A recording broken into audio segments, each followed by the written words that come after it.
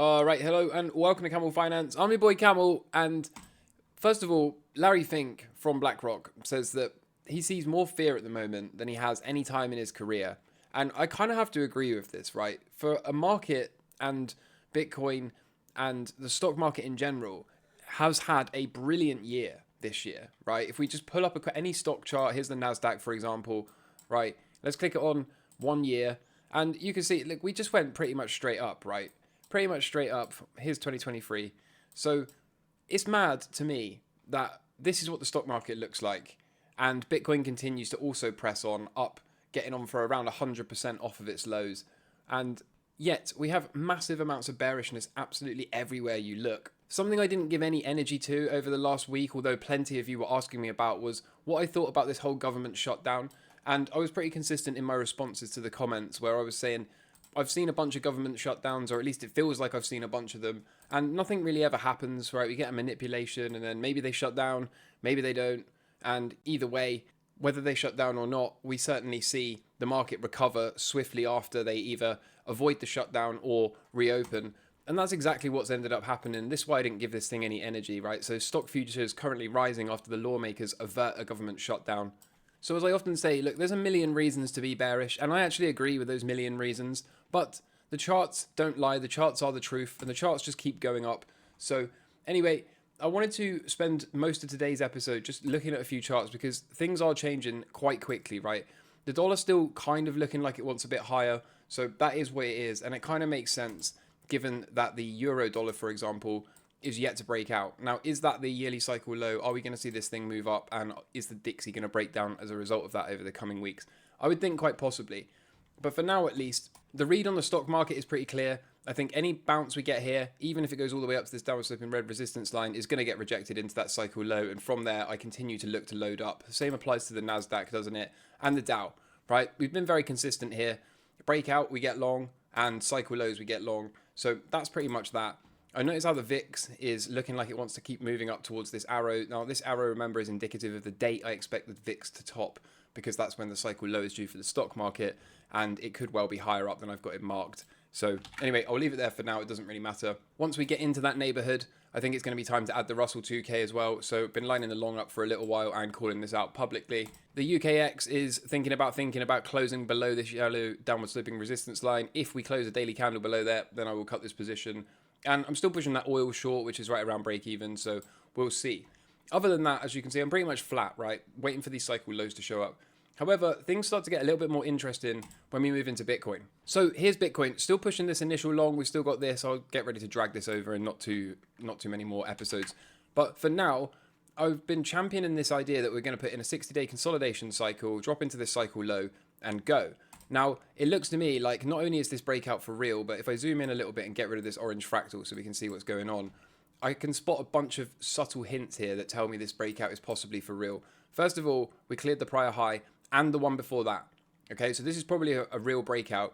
And I also can see, I don't know if you can see this upward sloping red resistance line, which was support, we've now broken down and right back into it, retest. Does this mean resumption lower into that cycle low before we go?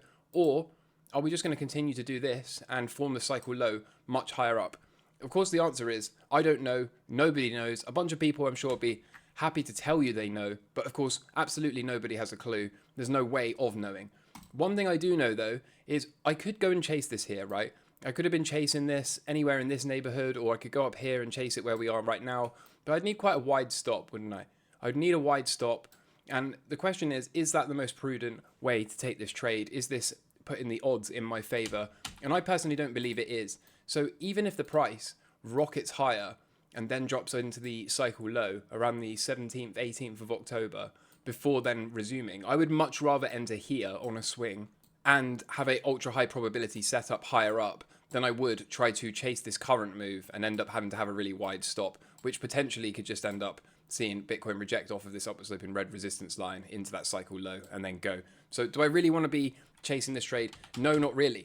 But there's certainly plenty more opportunity at the moment until we get to that cycle low, because we can use the crypto proxies, the Bitcoin proxies, such as Coinbase, MicroStrategy, Riot, and Marathon, to get some exposure. So here's Coinbase. It looks to me like Coinbase is possibly going to break out, look to retest and go.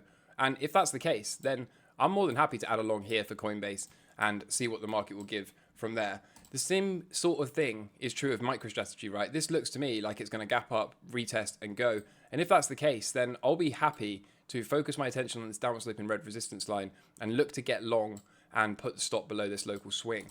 So that's another thing I'm looking at to possibly add this week, even today. Riot got a little bit of work to do, and given where the cycle low is, we could certainly see something like this and an undercut and then go. If that's the case, then out of that cycle low, happy to get long.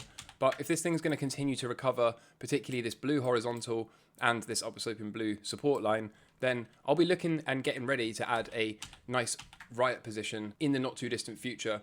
And Marathon, undeniably, we've still got the first position, look, still holding it with a stop move to break even. And if we can break out this downward sloping red resistance line, again, like this red squiggle here suggests, I'm more than happy to add the long and put the stop just below this swing here. So it's times like this where we separate the men from the boys. And what I really mean by that is the people that are able to master their emotions versus the ones that just go chasing pumps. Okay, now it would be really easy for me to say, that's it, straight to 40K, right? I think it's fair to say I've been one of the more bullish people on Twitter and YouTube. I've been calling for new all-time highs before the halving. Not that many people have been championing that. And frankly, I've been wrong, right? I really thought we would be at least north of 42K by now. Now, maybe we will in the next few days because Bitcoin can certainly do Bitcoin things.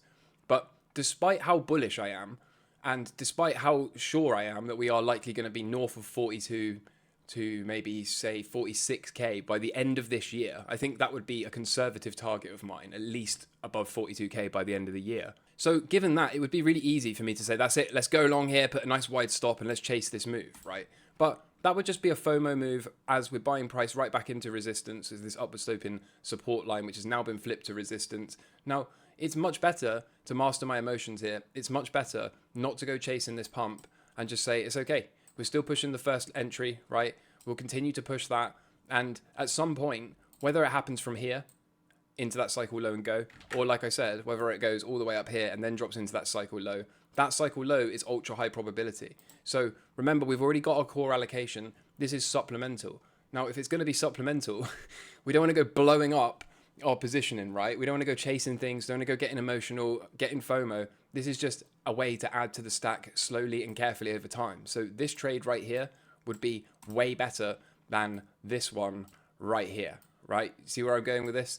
So again, this is where we sort the men from the boys. This is where we sort the traders that are able to master their emotions and not chase FOMO pumps from the ones that are just going to go all in here, knowing that there's a 50-50 chance we do this, okay? So maybe this pump's for real, but the cycle low is not that far out. Also, the stock market, if we're objective, right, it's not super bullish, is it? Even if it was to be really bullish and move up here, it's probably still going to do this before it goes, as I've been saying over and over again. So more than happy to start adding these crypto-related equities back if we can get some back tests and go.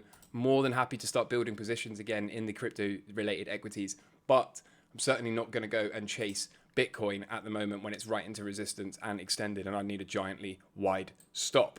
So things are heating up, things are getting interesting. Up-Tober seems to be upon us and we love to see that. But like I said, let's continue to play patient, or at least that's what I'm going to be doing. It's only a couple more weeks and then we'll get some really nice high probability setups and we'll look to buy the swings out of there. Until next time, take care from me. I'm your boy Camel. All the best. Cheers. Bye.